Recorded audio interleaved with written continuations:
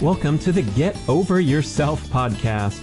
This is author and athlete Brad Kearns discovering ways to be healthy, fit, and happy in hectic, high-stress modern life. So let's slow down and take a deep breath, take a cold plunge, and expertly balance that competitive intensity with an appreciation of the journey. That's the theme of the show. Here we go. The Get Over Yourself podcast is brought to you by Almost Heaven, beautiful compact home use sauna kits, ancestral supplements, grass-fed organ meats in a capsule, DNA Fit, genetic testing for custom diet and exercise recommendations, Integro Health, high-potency liquid probiotic called Flourish, Organifi, organic powdered superfoods, delicious green, gold, and red powders, Wild Idea Buffalo, sustainable, grass-fed, beyond organic, and check out the bradkearns.com/shop page. That's my personal selection of favorite products for health, fitness, and peak performance. And here we go with the show. It's kind of like a refreshing new telling of something that, we have kind of said the same things about for a lot of years. This year it's very different.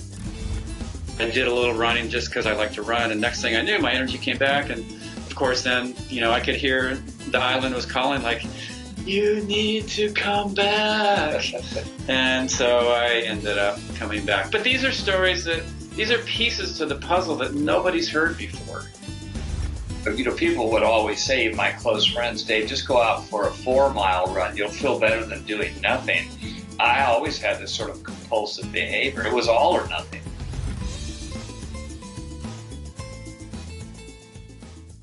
Hey, how about a backwards commercial? Are you ready? So, go to OrganifiShop.com and enter the discount code BRAD for 20% off your order. That's ORGANIFI shop.com. Why would I do something as silly as a backwards commercial? It's because I'm positive you have to try this stuff. Trust me, order some now. It's going to change your life. Organifi is an organic superfood supplement company. They're known for their greens. You take them when you travel, get all your nutrition. But I like their top secret Organifi Gold warm relaxation beverage. This is the single best tasting tea you will ever try in your life. So if you want something soothing, delicious, nutritious at the end of your busy, productive day, pour yourself a scoop of Organifi Gold. What's in there? Turmeric, the anti-inflammatory superstar, is the base. And then, listen to this, smooth coconut milk, cinnamon, ginger, lemon balm, and 2 super mushrooms. It's legit. It's delicious. Check it all out at OrganifiShop.com. And don't forget to put in B.rad for 20% off. Try Organifi Gold. If you're not totally satisfied, send it back to me, and I'll keep it. Oh my gosh, what a great honor to introduce this conversation with the legends of triathlon, Mark Allen and Dave Scott, connecting with me from over in Kona on the eve of the Hawaii Ironman World Triathlon Championships. And the 2019 race marks the 30th anniversary of their incredible battle that has gone down in history as the Ironwar, the greatest triathlon race of all time. Some people call it the greatest endurance race of all time. It's hard to over-exaggerate the incredible experience that happened in 1989 with these two athletes at the very, very top of their game. Dave Scott was the legend of Kona. He was unstoppable, unbeatable on the island of Hawaii with 6 victories coming into this 1989 race. That was his specialty. And Mark Allen, the greatest triathlete in the world, he was unbeatable at all distances all over the globe, except in Hawaii, where he'd had an incredible succession of bad luck, failure, poor pacing, bombing out after having big leads. He just couldn't get it right on the island. So it was like the missing link in his triathlon resume, whereby Dave was the crown jewel of his entire career because he didn't race much on the circuit like many of the other athletes. He just peaked magically for Hawaii every year. So these athletes were on a crash course for this incredible showdown. And oh my gosh, did they perform? The times they put in, 8:09 and 8:10, were 23 minutes ahead of the next racer. So they destroyed the rest of the world-class field. They shattered the world record for Ironman. The previous record was 8:28. And this performance has held up incredibly well for 30 years, even with all the progression in sport and records being shattered in all the different sports. What these guys did a long time ago is absolutely historic and legendary. And of course, we have all the nuts and bolts and details that have already been accounted for in the many magazine articles. There's even a book written about the race itself. But what these two athletes are doing this year in conjunction with the Scott Zagarino agency is putting together a succession of stories that they're publishing of behind the scenes commentary, and in many cases deeply revealing and vulnerable, learning more about the character of these men and the challenges that they faced to get to the starting line and deliver this magnificent performance under the lights. So we're going to go deep with these two guys.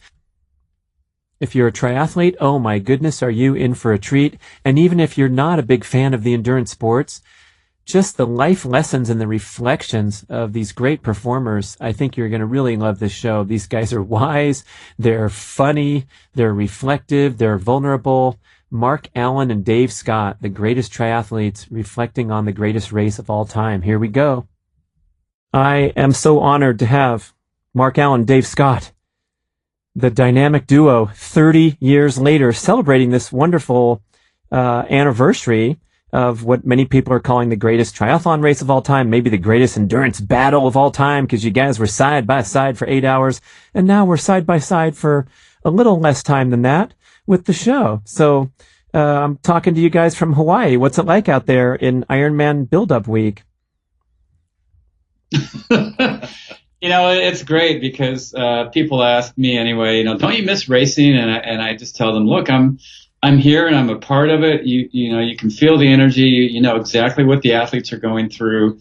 And hopefully, with the interactions that both Dave and I have with the athletes in different functions here, we can kind of help them calm the nerves a little bit, connect with the island a little bit better, hopefully pull out an amazing race out of their PR performance bag, and ultimately really just have a great experience here at the Ironman in Hawaii.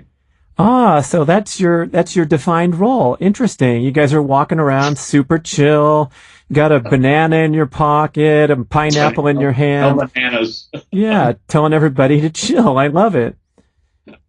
Well, there's a lot of nervous energy, as you know, Brad, and most of the people that come up are pretty ambivalent about forecasting their day, and it's real hot here today. So I just had a guy I was chatting with, and he said, yeah, I've gone under 9 hours. And I said, what are you going to do here? And he said, well, I'm hoping for 9:40. And I said, 9:40? I said, where are you going to lose all that time? But I think that's kind of the common notion that this course is going to bite a lot of people. And I think going into it with a forecast that I'm not going to do well, and that guy left, and that's just between the three of us. I thought he's going to go about 11 hours. I just game over. I'm hoping that he can pull it out. But a lot of the people just don't have the confidence and the calmness. Oh, that's interesting. I mean, there's a balance point here between a healthy respect for the island, like Mark Allen going out there off the front many times, right? And then also not being so intimidated that you're coughing up predictions that are, maybe gonna put you in a dreaded mindset. Yeah, Dave really likes to talk about the years like 84, 87, and so I'll talk about one of those. 84. I had this absolute flyer on the bike by Javi. I think I was pretty close to 12 and a half minutes ahead at Javi, right? Yeah, no, I mean, huge margin. He was on a motorcycle. Everyone else was floundering. Yeah, well, they had the big camera van, so I was sitting right behind. But and I don't know what I was thinking, right? Like you go so hard that you're 12 and a half minutes ahead of Dave Scott and the rest of the men's field. What was I thinking? But I didn't have a healthy enough respect for the limits of my own body. And Ironman has a way of uncapping those limits, right? I mean, that's kind of what you're here to do, is to find a way to tap into something deeper and more powerful and more amazing than you would ever bring out anywhere else. But there's a distinct line between amazing and stupid. And it took me quite a few years to sort of rein it in and go, okay, I understand the distance. I've done the training to do it, but when you're trying to put the swim, bike, and run together of your life here on the big island of Hawaii, where the energy is strong, the weather is intense, and the competition is utterly amazing, there has to be a tempering to that enthusiasm and a real calmness to it and steadiness to what you're doing, because otherwise you do go out too hard. You do forget to take your nutrition, or you go crazy and take in too much, and the next thing you know, you're walking on the marathon. And when you're trying to win, let me tell you, nobody has won this race walking the marathon. So I had a few of those in those early years. The same insight, it occurs to me, applies to training in general, because I referenced so many times where you get so excited, you're doing these build-ups and you're going out there day after day, and maybe you're bathed in stress hormones. I don't know, Dave, you can reference the science here, but you have these binges of incredible training, but it's not really sensible and realistic. And there's, potential to crash and burn, not only on the run course on race day, but just before you even get to the starting line. Man, I think a lot of athletes, Brad, the ones that I alluded to and what Mark was talking about in that 84 race, I think part of it is, you can have elevated stress hormones. I have them all the time now. I'm not racing, but, everyone's familiar with adrenaline, epinephrine, and also cortisol. And the cortisol levels, that's a good thing, because we fuel them with training. They go up and they should subside. They go up a little bit in the morning because they push blood sugar into your system, but you don't want them elevated all the time, because now they're counterproductive. So I think when a lot of athletes come over here and they're mindful of disaster, and they think, boy, I'm going to have a catastrophic race, those cortisol levels can really present havoc on race day, because they're already elevated before the gun goes off. You really want to try to have them as, we both use the word calm a lot, and that adds clarity to what you're doing, but physiologically it also allows you to extract the highest performance. And I'll just reflect very briefly on Mark's race in 84, and I don't know if it's right or not. We've talked a lot about it, but and he can answer this better, but I'll give you my quick opinion. Going out hard wasn't anything that Mark has not done in the past. He's gone out hard before. He's led races on the bike and has pulled away and won. But I think at the same time, the mindset has to be, is this a stressful thing because I am going too hard? Am I going above my capability? Or am I going to reach defeat here too soon, and these other guys are going to catch me? So, you have to be in the mindset with the confidence that you're going to do well, but it's set up during race week. Oh boy. So here you are in Kona. I'm sure you're still recognizable on the street. Not sure about New York City, maybe 1 in 10, but I'm sure you're getting a lot of attention out there. And I want to know, you could tell me the truth here. It's just us three talking, right? Or us four. Is it enjoyable that you're still milking the crap out of this battle 30 years ago? Or do you feel a little bit, is it a little bit strange or perhaps uncomfortable to show up on the island and there we go again through this thing every single year? I think you got your math wrong, Brad, because I think that race was only 10 years ago. I don't know. It seems like it. Everybody keeps saying 30, but I would swear, I bet my life on it was 10. But, the interesting thing about the race in 89 is that I don't think either Dave or I really understood the depth or the details of what actually went into making that happen. In some ways, we were just doing our thing, and we showed up and we had this race. And 30 years later, actually really at the prompting of Scott Zagarino, who's my business partner, my coach coaching, came to both of us earlier this year, and he said, it's the 30th anniversary of your race. Pretty much what about 90% of the people know about it. The only thing they know is that, Mark pulled away on the last hill, and it was this amazing battle, and they were side by side, but nobody knows the real story about all of the personal challenges that each of you had during that year, and the decisions that you had to make, and the things that had to fall in place so that you could actually both arrive at that start line in the kind of shape to have that amazing side-by-side race that you did. And you should do something to bring those details out. Tell people some of the stuff that you've probably kept close to the cuff and maybe only told your close families and friends, and just to show people that, everybody, even the greatest champions in any sport, have to deal with those very human things that are common to all of us. And, I think it struck a chord in both Dave and I, and it's like, yeah, let's do that. And so we started a number of weeks ago. We're writing 10 stories together, kind of in tandem, side by side, about different times throughout that year leading up to the race, and then obviously including the race in '89. And people can read those stories at 1989thestory.com. And we've at the time of this recording, we posted 7 of the stories. There's another one going up this Thursday, which will be tomorrow, race day week here in Kona. The final 2 stories, the killer amazing 2 stories of race week and then the race itself, will be posted the 2 weeks following Kona this year. We didn't want to step on the toes of what was going on here, so we kind of pushed it and made sure that our grand finale stories were coming after, in respect of all the athletes who are racing here, that they'll come after this event is done. So, but it's just amazing to. You said, is it boring or whatever to come back and do the same thing again? We're not really doing the same thing again. I think I have such an amazing insight into what Dave had to go through because of these stories, things that I never knew. And I've also had to reflect, and it's reminded me of a lot of the things that I had to go through to actually get to that race. And so it's kind of like a refreshing new telling of something that we have kind of said the same things about for a lot of years. This year, it's very different. Yeah, well, my 2 cents were I think sort of divulging what went on, and Brad, you sort of segued into this question on, it's the same old thing here at Kona. I mean, the one thing that Kona has is history now, and so people are aware of the history.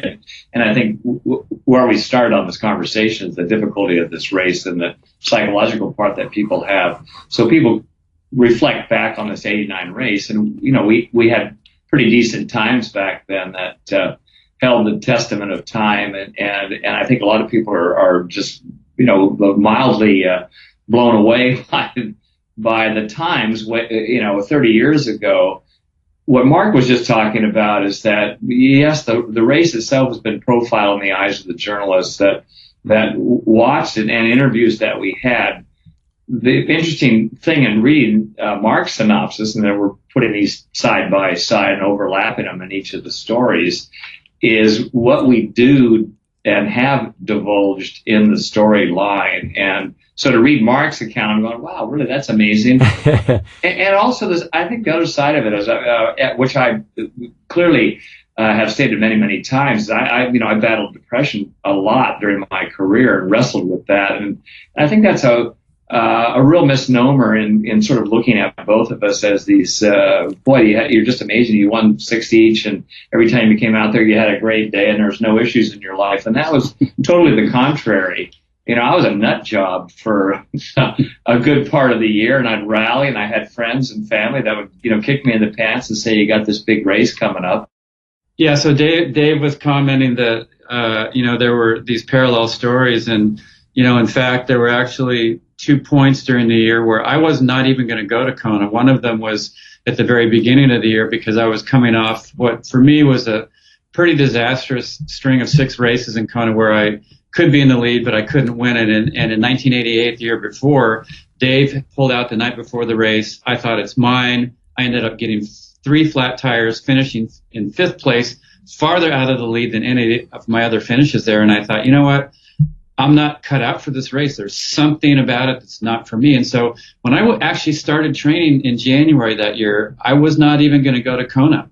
I had other races I was going to focus on, and that turned around, and eventually I thought, okay, yeah, no, I need to go back. But then a second point happened in August, right after the ITU World Championships in Avignon, France. I won that. I came back to Boulder. I immediately shifted into Ironman training mode because it was early August, and at that point you have to be thinking Kona, 24 hours a day. And a week into it, I was at a swim workout at the pool there, and I went into the locker room to go to the bathroom. Next thing I knew, I was waking up kind of on the floor. I'd passed out, smashed my head on the toilet, and I was sitting there on the ground and going, I'm done. I'm not only done with Ironman, I am done with the sport because I don't know what I'm doing to my body, but this is not a good thing that just happened to me. This is not good life health skills, passing out as you're standing there. And so, but again, things turned around. I took a week just completely. I was done with the sport. I did a little running just because I like to run. And next thing I knew, my energy came back. And of course, then, I could hear the island was calling like, you need to come back. And so I ended up coming back. But these are these are pieces to the puzzle that nobody's heard before. I had a break too, Brad, at that time because I did Ironman Japan, and I had committed to it early in the year. I didn't know at the time my wife was pregnant. So I'm thinking, I don't even want to go to this race because it's around the same time as the event. And I went over there and I hastily left the ceremony early, which was not a good thing to do, and had a pretty fast time in that race. But my mind was really on the birth of my son Ryan, who happens to be here 30 years later. And so when I got back, Mark's falling all over the bathroom and banging his head, and he's a mess.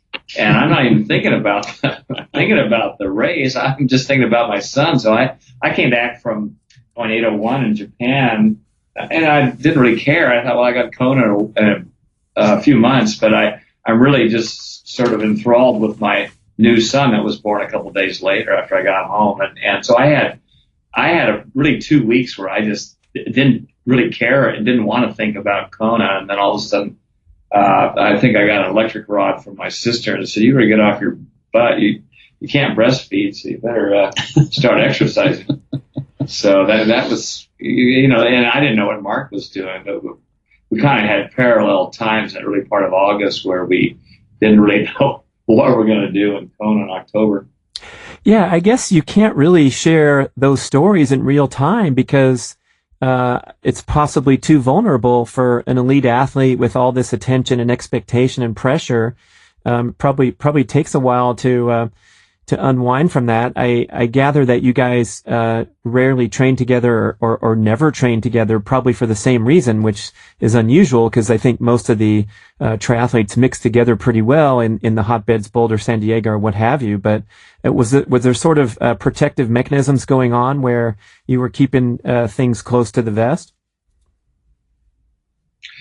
Well, I knew Mark was swimming at some of the sessions, and actually, ironically, my sister was coaching some of the sessions, but I kind of said to myself, I don't really want to get in the pool and, test the waters with Mark or against Mark because I felt if we were in the water, we're just bloody competitive. And, every repeat would be a flat out race. So I said, I don't really want to have that dark anvil on my shoulder by having Mark next to me.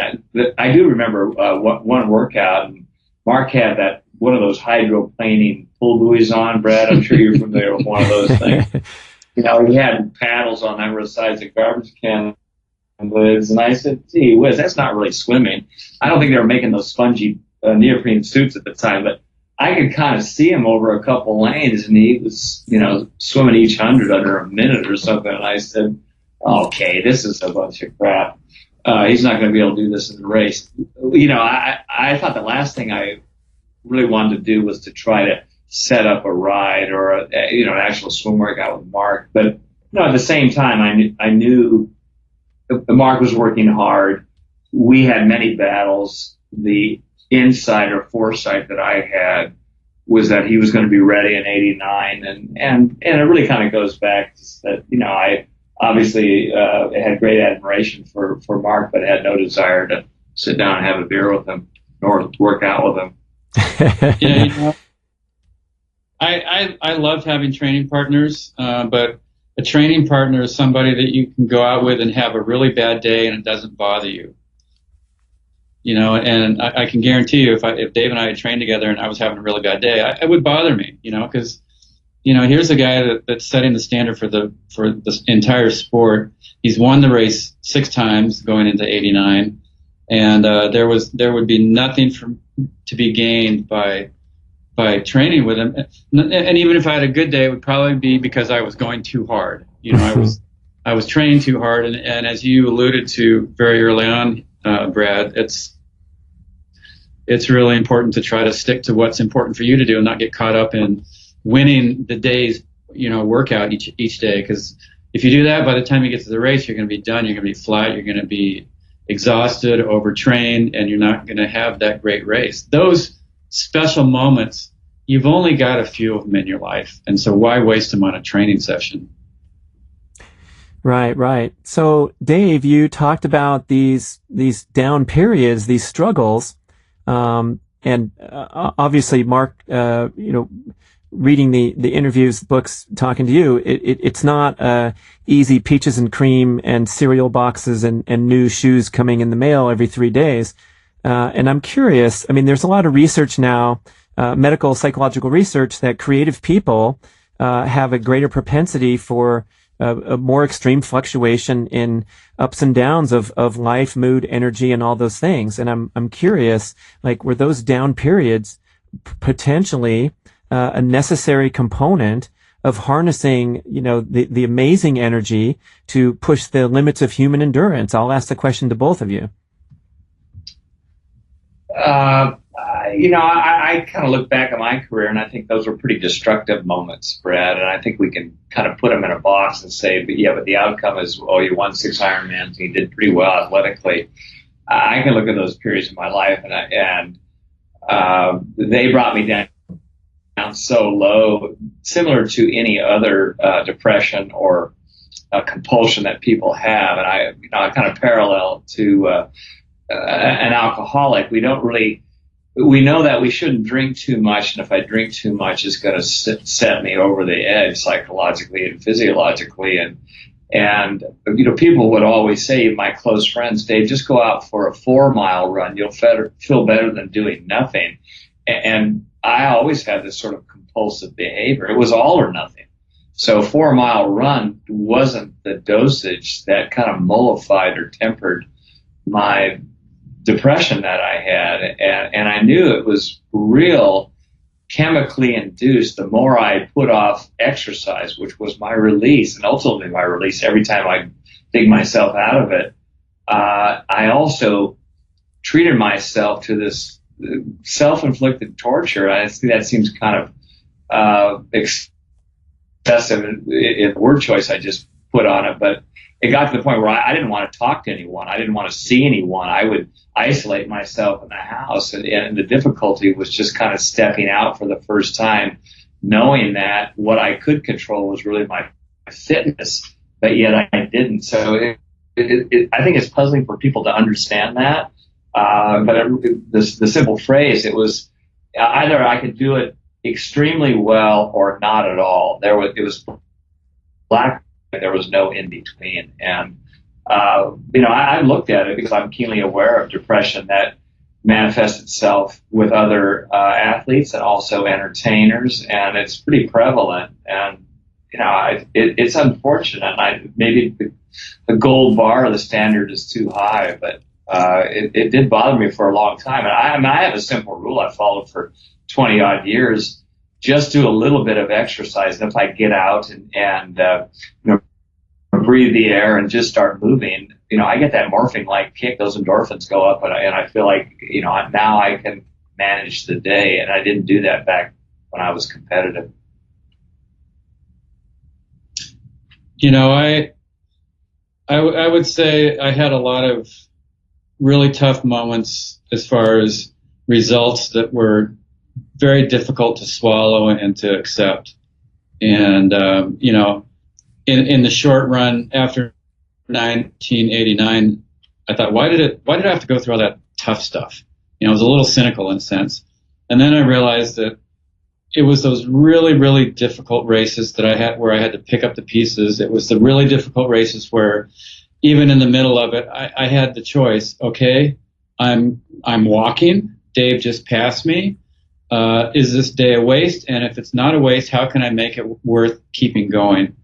And the things I learned through those really, really tough moments where I could have just given up and said, forget it, I'm going to take it easy or whatever. I learned how to regroup and how to just sort of surrender and say, okay, this is where it's at right now. This is not my best race, but somehow let me get something out of it. Let me give an effort to it. That, when I can get across that finish line, at least I'll be able to hold my head high knowing that, I stuck with it and I stayed with it. And all of those lessons were absolutely essential to have stored away in my DNA so that when the good days came around, I was able to put out the races that I had on those just as well. And so, you asked, does great athletic endurance performance require you to have these sort of extreme, maybe down periods? And I don't know if it's necessary that you have them, but if you have them and you learn something from them, then you will definitely be able to be a better person, a more effective person. You'll be able to bring more of just the better parts of yourself into any endeavor, whether it's sports or life.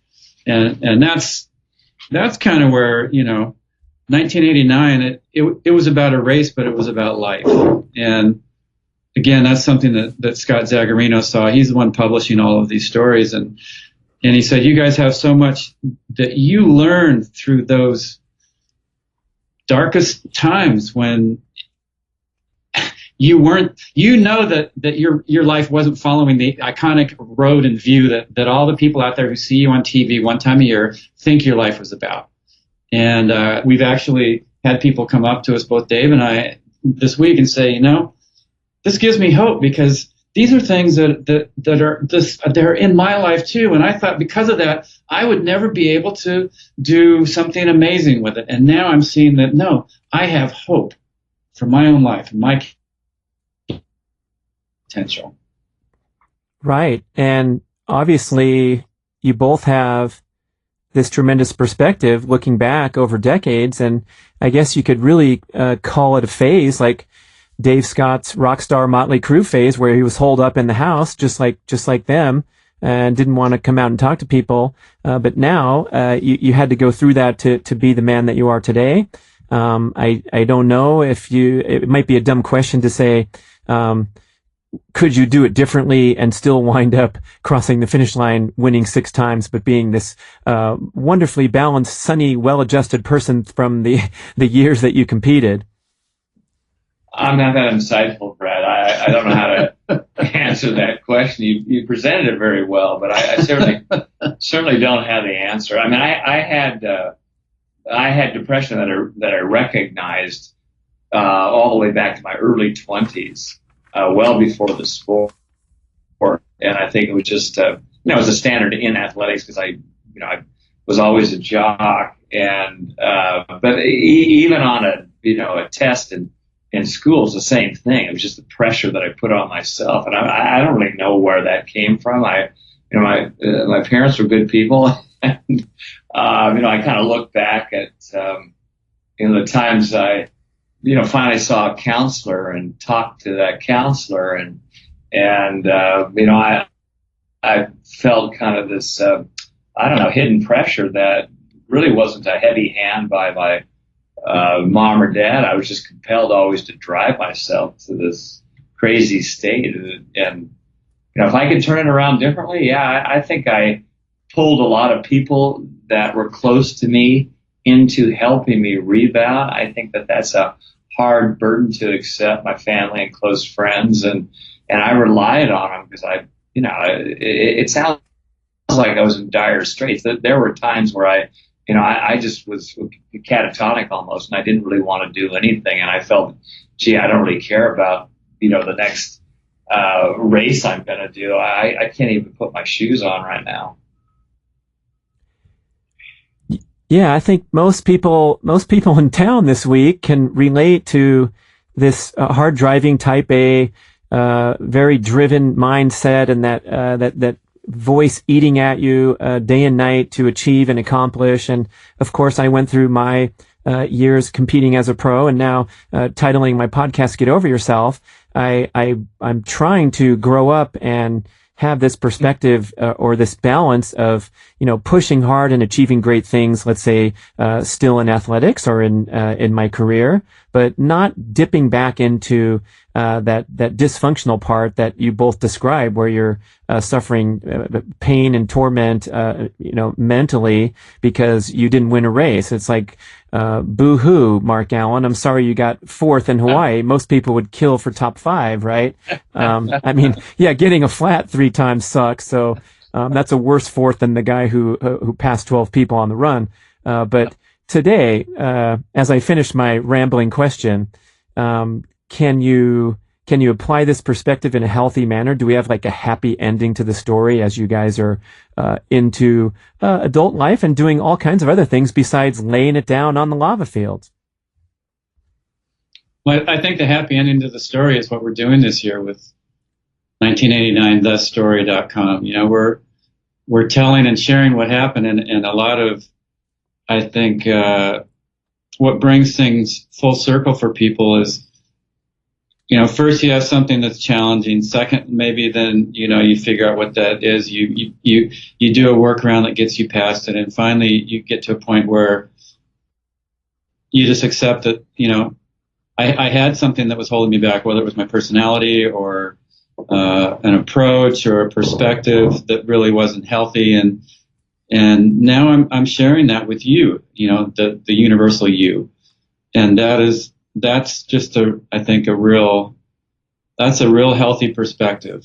When someone's, like David said, when somebody's an alcoholic and they admit it to themselves and they admit it to their friends and their family and they do something about it, that's a huge rebalancing of all the energies, right? You stop having to rely necessarily on those people to pull you out of the gutter and not that sport and triathlon is like that, but it just provides the Ironman is a very challenging race, and it provides a window into your soul, into your character, into weaknesses that you have and faults in the strengths that can work against you.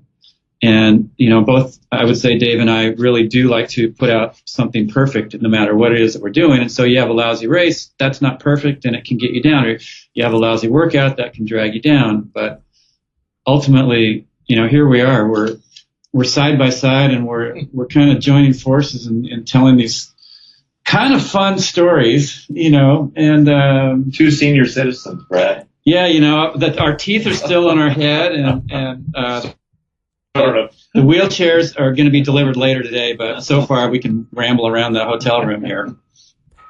You're listening to... It's hard to expose vulnerabilities. I think, at what point do people do that? Some could do it decades before maybe we both come to the point in our lives where we say, well, what are we withholding? Are we not willing to share this? And for me, it was just the point where I said, we all have this open hole sometimes, emotionally and psychologically, and it doesn't really have anything to do about your physical attributes. That wholeness is much greater than how fast we can run. You're listening to Multi-Sport Therapy Radio with Brad Kearns, my guests, Dr. Dave Scott and Dr. Mark Allen, talking you through everything. Your broadcast, get over yourself. I in the years that I wasn't winning, I would look at Dave, and he was like this gigantic icon that would just show up on the island. And when he did, it's like he got pumped up to about 150 psi, and he was invincible. At least I thought. That's what I was thinking. And so I was trying to be like Dave. I thought, if I'm going to win this thing, I got to be like Dave Scott. And finally, I realized that I'm just not hardwired that way. My best races seem to happen when I was actually feeling more calm and relaxed and more just fluid and not like I was going to overpower anything really. And I couldn't see that way of being as being something that could muster up a great race here in Hawaii, because here it's intense, it's hot, there's wind, it's all the things that everybody's talked about for years. And so, finally in 1989, I just go, you know what? I've got to get over this feeling like I've got to be something else that I'm not, and just to come here and just be myself, and hopefully whatever I get out of the race, that's going to be good enough. And it's like I saw a quote just recently that said, "You may as well be yourself. Everybody else is taken." And, that's kind of what I was trying to do in those early years, and I sort of had to get over myself and say, no, it's okay to just be you. It's okay to be me, who I am, and just to come here with the things that help me feel a sense of peace and strength. And that was very different than what I was seeing in Dave. And maybe they're the same, I don't know, but it was a real shift for me. Well said, Mark. I think that's where Zag comes on strong with drawing these parallels to everyone and everything we're doing in life. All of us on the show here are parents of children now in their adult years, and I find myself just pounding this message over and over, because there's so many measuring and judging and pressuring forces in life where the kid is expected to be this, that, or the other thing, rather than be themselves and go on their own journey without regard to how many points they're scoring on the social media countdown. Well said, Brad. My kids give me advice. I mean, they know I'm a nut job, and that I've had this crazy history, and I still, I'm really candid with my comments, and they're sometimes in disbelief. So I always ask them for advice. My daughter's 23 now, and she's the youngest of my three, and I always ask her for advice. And, most of the time she'll preface it like, "Gosh, you're so stupid." That's great. I think that's a wonderful celebration. Some ammunition. Yeah. I mean, when your kid can give you advice, you know you've done a good job as a parent. My son does the same thing. When he hears me rapping to start my shows, which I do sometimes, he goes, "Dad, you're misappropriating hip hop culture." I'm like, "What are you talking about? I'm good. I'm not misappropriating anything, fool." That's awesome. Okay, let's get into the sweaty heartbeat side of the show, and I want to bring up one thing that's just really fascinating to me, and that is how incredibly well the performance has held up for 3 decades, because sport has progressed incredibly in that time, especially triathlon, with the globalization and the introduction into the Olympics and the funding, and the Brownlees running 29 minutes off the bike and me going, "No way," and then looking up, the course has got GPS certified, so dudes are running 29 minutes off the bike. But way long time ago, on inferior equipment and all those other things that have progressed since then, your times still hold up as exceptional. And I know they've changed the course and things, and they don't count the transitions anymore, but I believe you guys are the fastest runners, or very close, even though, quote unquote, the records have been broken. But that it's just inexplicable with so much progression in sport. What do you guys have to say about that? There's so much about sport and performance that can't be measured. Like we always said, if it was all about the numbers, you just hand in your training log and we figure out who's going to get the medals from there. So there's this real human side, this human element to performance in athletics that is not measurable. What number does fear show up as on your Garmin device? What's your GPS going to tell you about how fast you're going to go based on the commitment that you have? How are you going to deal with fear? How are you going to deal with disappointment? How are you going to deal with a moment that looks completely impossible to realize, a dream that you set out to accomplish for yourself? And, I think partly because back in the days when Dave and I were racing, we didn't have as many devices to measure us, to tell us whether we were doing well or not. We sort of developed a deeper intuitive sense about ourselves, and maybe a stronger toolbox on how to manage our internal internal character, our internal mental space during races, because we knew that these things were important, and we had plenty of time to practice it in racing because we weren't being distracted by as many numbers. And that's really one of the main things, the only thing that I can come up with that really explains how our times have been able to stay fairly relevant 30 years later. Dave, I don't know if you can answer that. Yeah, I think Mark hit around the nose. I mean, Brad, I started using a wristwatch. That was the first thing. I was trained some people. The heart rate monitors had come out, but they weighed about 9 pounds, and they're real cumbersome. I said, I don't want to wear that stupid thing, even though I told some athletes to use them. And I didn't use a watch in any of the Ironman races. It was just, I think I'm capable of going this hard, and that's what I'm going to lock in and do. And I never really paid attention, like, this is the time at X point with the lead van that had the running clock. There was a digital clock back in '89, I think. But it was just running on insight and perceived exertion and what I felt capable of doing. I liked the numbers part in projecting, but it wasn't the focal point when I raced. I didn't use that. And, the power meters are a really cool thing, but I think we become programmed by them. And I don't know, Brad, if you remember Pauly Cura, but he was the first one that was totally manic about his heart rate. And he got second one year in Kona, and he was an amazing athlete. But I remember hearing one time, I have to keep my heart rate in this range. And I was just totally perplexed and befuddled by that. I said, well, how about if you go 5 beats harder and win the darn thing? And I said, well, that's nonsense, But he was real stoic. He didn't really have a great sense of humor. Amazing athlete. Mark and I didn't rely on those devices. And what I'm going to cover in the chapter 10 of 1989thestory.com, which I'll just share a little light on, there was a press conference, which there always was before, and someone said, what do you think you could do? And so I blurted out the times that I thought I could do. And it was really just me. It wasn't, I'm going to race against the other athletes and Mark's going to push me to these times. I just thought, I think I can do this. And it wasn't arrogant. It was within the realm of what obviously historically what I've done over here. But it was also kind of like, I just want to push the envelope on this. I think I can go a lot faster. Let's see what happens.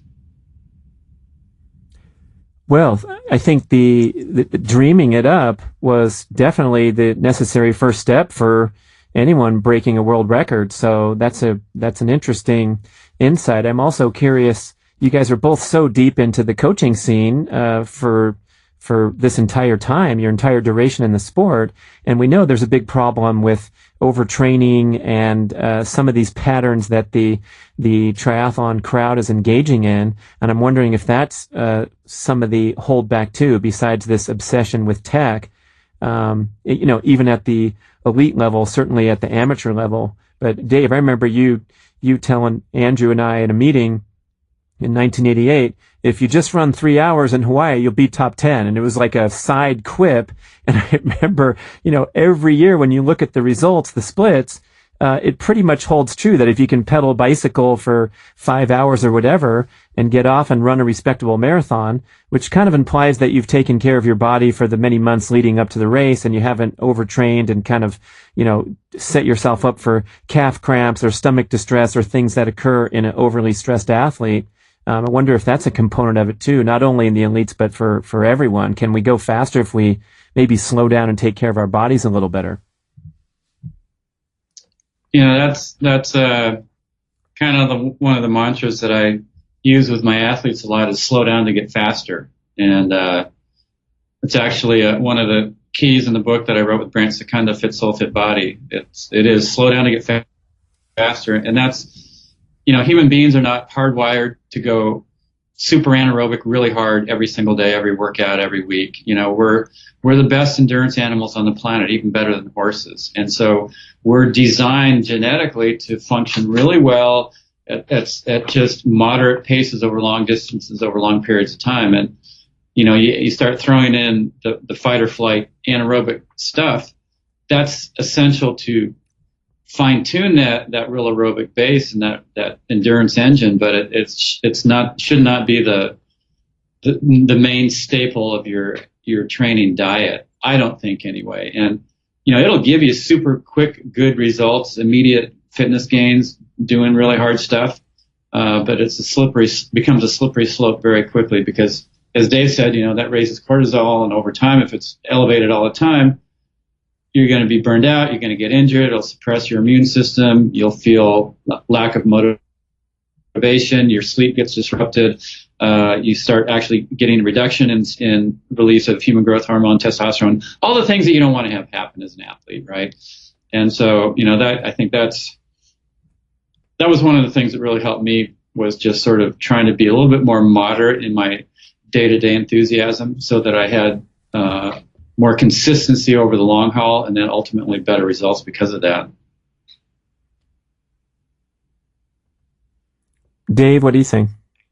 Well, I think Mark was right on the money on that. I'm not really sure if I followed that program, because there was a lot of there are a lot of moments where I just said, I'm going to go out and smash myself. And as soon as I got on my bike, I said, I glanced at the clock on the wall. I say, well, I'm going to do this ride. I wonder what time I can get back. And so I just go flat out from the get-go. And Mark's really bright, so he was intuitive, and I wasn't. In all seriousness, there is a common thread with endurance athletes for all the reasons of physiological destruction that Mark mentioned. If we kind of go kind of hard all the time, that's unhealthy. And the common thread, which causes heart-related issues, which I have, is that your heart has a tendency to compensate for this load. It's destructive for the rest of your physiology, but you're trying to elevate your heart rate, and you're not getting this sort of flushing. That's really not the proper term, but your stroke volume, amount of blood that you pump per beat, you're not getting this cleansing action. So you're better off. The storyline is go easier, and there are periods where you go harder, but there are sometimes where you just go at a moderate to light effort.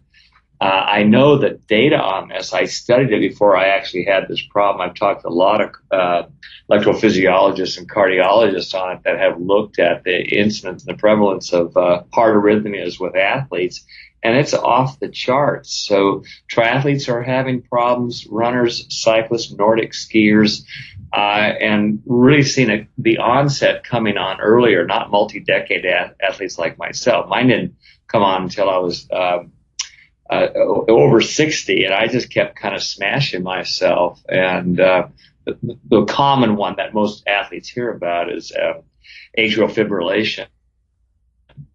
Affects the atrium. There's ventricular tachycardia and atrial flutter. I had two of them. I still have it. I've had two ablations. I had a 7-hour procedure end of May, and it didn't take care of it because I came back too hard, too fast. Not necessarily exercise, but just not allowing myself to emotionally and mentally heal. And the reason I'm bringing this up is not for the drama effect, is that I think a lot of athletes, Brad, coming back to your question, and what Mark cited very well, is that we have a tendency not to allow the key component of really three, is that we need overload, we need progression, but we need recovery in our workouts, and that's from day to day. And that recovery affects us a lot of different ways, but I didn't allow enough, and hence the problem. Heads up, listeners. 8-hour race and a 7-hour procedure decades later. So do it right. That's exactly right, Brad. You stated that eloquently. People are just not doing enough surfing. It's, I surf almost every day. Not that I'm going to live forever, but you got to do stuff that's stress reducing, and if exercise is adding stress to your life, you don't have the right formula. It should be reducing the stress in your life. And so, yeah. That's why you need exercise, but I got right now. So that's a problem. You have a heart like a rodent. It doesn't pump out a lot of volume. And, it's hard to jack up the exercise intensity because I have this heart stuff. So I'm telling athletes, be careful on going long and hard all the time, because that's the big thread on this. Yeah, and I also picked up an insight from Maffetone. This is 24 years too late, but he said, there's never any reason to exceed 90% of maximum heart rate in training. And I'm like, well, wait a second, that's 20 beats below my max if I'm the young athlete pounding out these track workouts and all this crazy stuff where your heart rate's going up into that final 10% zone.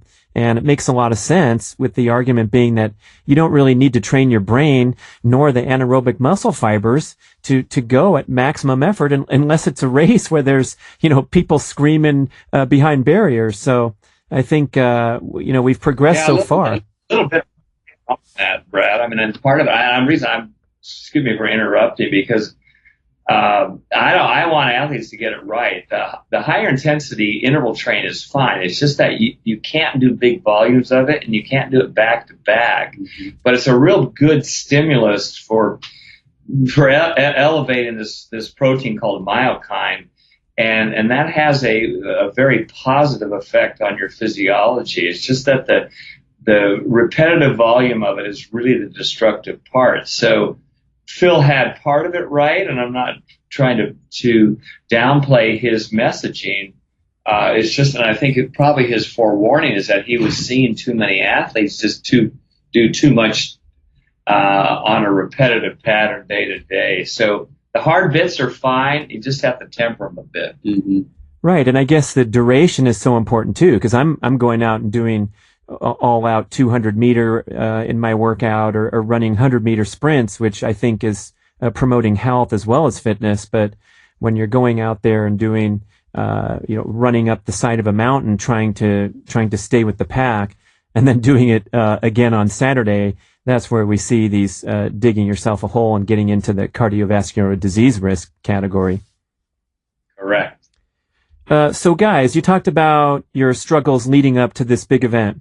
And then, behold, the greatest endurance race of all time, and this incredible, highly celebrated race. One guy had to come in first, one guy had to come in second. But of course, it was, by all accounts, a tremendous achievement by both of you. And I'm curious, in the aftermath, how did it feel? Especially, did you have any letdown, both to the winner and to the runner-up?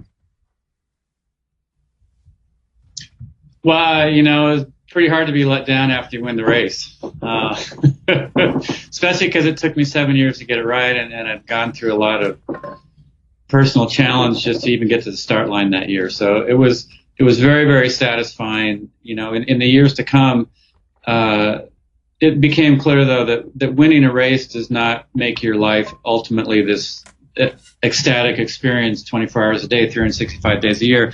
You still have to come home and throw your clothes in the laundry and fold it when it comes out. And you have to take the garbage out, and you have to pay the bills and do all these things, and eventually you have children and they challenge you and you have to deal with that. And so, I really just try to put that race and all the races, kind of in a really special place, and realize that was an incredible moment in my life. It doesn't define everything that I am. It doesn't embody everything that I am, but I'm very, very lucky to have been a part of it. And I say to be a part of it because people ask us, well, how was that battle? And I say, the word battle isn't really the right word. It was just this incredible thing that happened when the two of us were on this wavelength that just separated us from the rest of the universe. And, third place was 23 minutes behind us. That's a big chunk of time. That's a lot of pavement that guy had to cover, Greg Welch, to be the third guy across that line. And so we were kind of in this envelope of this uncharted territory that we put together because the two of us were on the same day. And, and in reality, it kind of redefined how people looked at the Ironman. They realized this thing that most people are trying to survive can actually be raced the entire way from start to finish. And it really, I think, elevated the expectation of everybody of what they wanted to get out of themselves, out of their race and their performance there. Nice. We're sitting here in the host hotel, and they're setting up the awards banquet stage, which is actually, if you've never been here, it's in a parking lot. It's outdoors. There's at least 5,000 seats of tables set up already, and they're practicing the sound system. So if you hear us, it's not Dave's iPhone going off with a little bit of his home music. It's actually the stage for the Ironman Awards banquet and welcome banquet that'll happen in a couple days. So it's live and it's happening here. Dave, what about you? Again, it's an interesting time. Just going back real quick, I will have a long dissertation on this. I mean, in '88, when I bowed out and my family and friends were there, I said, well, Mark's going to win this race. And, I just gave him this race. And I kind of thought that for a minute, like, woe is me, I can't race. Mark's going to win. And then he had a disastrous day. And I thought, okay, good. Maybe we'll race in '89. This will be kind of fun. But at the same time, I felt like, I didn't need Mark to escort me in the race in '89. I said, I know how to win this race without having someone to guide me through it. So going into '89, I just thought, well, I'm going to have a solid day. Didn't really know what the definition was until I was asked by a reporter what I thought I was capable of doing. And, again, it just unfolded that we were kind of glued together the whole time. But I didn't really like him there, actually, now that you bring it up, Brad. I kind of want to ditch him a couple times on the bike. Yeah, Dave, the first line of the newspaper article in Kona was, this guy kept slapping my feet during the swim, and I was quite annoyed. I read that on the plane going home. Well, there seemed to be a school of piranha right behind me, but I knew the one with the biggest teeth was Mark's. That quote, actually, to make history correct, was from his win in 1987. And excuse me. That year, he and I were together actually for quite a bit of the marathon. I pulled away with 10 miles to go. I had a 5-minute lead, and I thought I had it sewed up. Well, 2 miles later, as history would show, I ended up walking. Dave won. I actually ended up going to the hospital with internal bleeding, and the next morning I was still in the hospital and definitely not in a great state. And somebody brought me the local newspaper. Oh, that's brutal. And Dave said, Mark Allen was on my feet, and he was hitting my feet the whole way on the swim. And I'm thinking, geez, you won the friggin' race, man. Quit complaining about some guy hitting your feet. I'm in the hospital, okay? I got my dues. I didn't send him a nice bouquet of flowers. I thought, okay, well, he's hurting a bit more. He seems like he's stabilized, though. He should be okay. Oh, guys, I love the sense of humor, the reflections. It's been such a privilege to connect for this past hour. Listeners, you can go get much more fun and games at 1989thestory.com, correct? Thank you, Scott Zagarino Agency.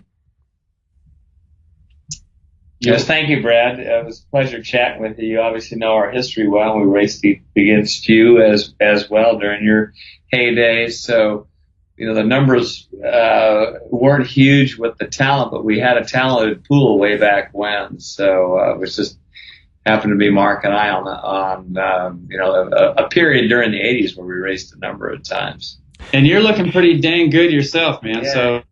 You are, Brad. You keep up doing what you're doing because you're setting a good example for everyone else. I'm just trying to humbly break Guinness World Records in speed golf, and keep the dream alive, keep the torch burning. So the older that we get, the faster we were too. So we can tell stories all day long, and then go. Good luck watching the race on Saturday, gentlemen.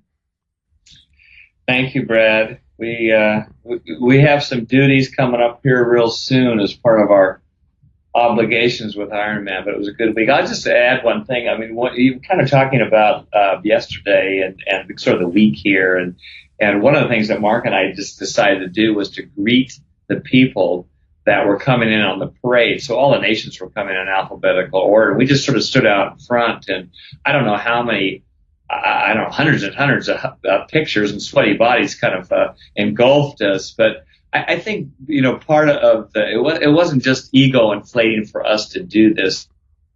It was also, I think, sort of respect for the island and the history and that race and our races in the 80s, success or failure or however you look at them. I think there is a common link even to this day in 2019 for 30 to 40 years ago when we were racing. Oh my gosh, what a gesture. That sounds so cool. It's worth qualifying for the race just to have the parade experience. You can't miss it. Yeah. Mark Allen, Dave Scott, thank you so much. Thank you for listening to the show. We would love your feedback at getoveryourselfpodcast@gmail.com. And we would also love if you could leave a rating and a review on iTunes or wherever you listen to podcasts. I know it's a hassle. You have to go to desktop iTunes, click on the tab that says ratings and reviews, and then click to rate the show anywhere from 5 to 5 stars. And it really helps spread the word so more people can find the show and get over themselves because they need to. Thanks for doing it. Let's talk about probiotics from Integro Health. Do you want me to sing the messages? Nah. But probiotics are an extremely important concept. Hopefully you're all in on the values, the benefits of nourishing a healthy gut microbiome so you can flourish in life. And that's the name of Integro's product, Flourish, a unique, extremely potent, living liquid probiotic. Yes, it's liquid form. How is it different from other probiotics we usually see in pills? This is the message from Integro. Microbes continue to thrive and metabolize in their own milieu. Do you like when companies use the word milieu to describe their product? I do. These include short-chain fatty acids, bioactive peptides, amino acids, enzymes, and minerals. The liquid base makes it acid stable, so microbes can survive the stomach environment and transit to the lower GI tract for integration to give you a healthy gut microbiome. There's 11 different strains in this thing, carefully hand-cultivated in the laboratory with precision to deliver 8 billion total CFU. Why take probiotics? Come on, you have to ask. It's going to strengthen your immune function, reduce systemic inflammation, the root cause of all disease, improve digestion, promote bowel regularity, relieve gas and bloating, get you going again after illness or antibiotic use. That's me, because I first got this shipment the very day I returned home from a Mexican vacation and had a stomach illness once again. What a bummer. So sad, because I love going down south. But I needed to repair and return to action quickly. So I started guzzling this stuff and had a wonderful return to health. I'm a very enthusiastic user and will be over the long run because I need all the help I can get. I don't know about you when we're talking about our routine usage of antibiotics, the stress we put on our system and in the environment every single day. I especially notice my gut health is compromised when I engage in overly intensive athletic training, have trouble recovering. My gut is the first thing to go. So this is my go-to product, the Flourish probiotic in liquid form. Try it yourself. I love the delicious root beer float flavor. Just kidding, man. This stuff is no funny business. This is the real deal. It's very potent. It tastes fine. It goes down okay, but no root beer float flavor. Sorry. Take it. You'll love it. Go look at integrohealth.com for more information and to order shipped directly to your door in its unique liquid form. Flourish!